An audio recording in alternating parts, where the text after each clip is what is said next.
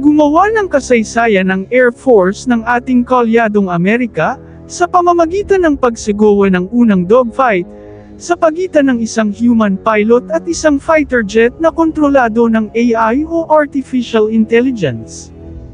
Nangyari ito sa Edwards Air Force Base sa California noong Setyembre noong nakaraang taon.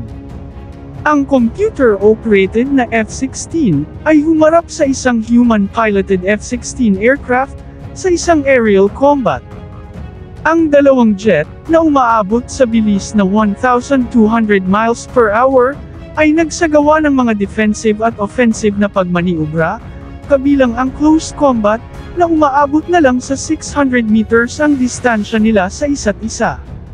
Ang US Defense Advanced Research Projects Agency ay naglabas ng video ng close-range air combat sa pagitan ng dalawang jet.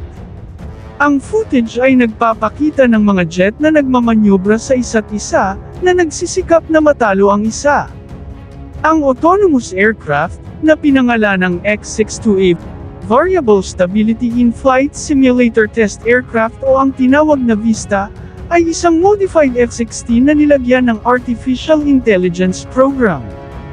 Mula nang sinimula ng Amerika ang programang ito noong Disyembre taong 2022, ang jet ay nasa mahigit 21 na test flight na umaabot na sa higit 17 na ang flight hours nito, at sa bawat pagsigawa nito ng mga test flight, ay nagdevelop ito sa kanyang sarili ng kaalaman at taktika, na parang isang human pilot.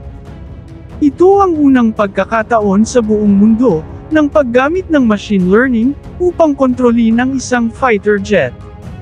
Habang pinapalipad ng isang computer ang fighter jet, ay sinusuri ng AI algorithm nito ang data, at gumagawa siya ng real-time decision-making na parang isang tao, isang prosesong tinatawag na machine learning. Ginagaya nito kung paano ginagamit ng mga human pilot, ang kanilang instinct sa mga dogfight o pakikipaglaban.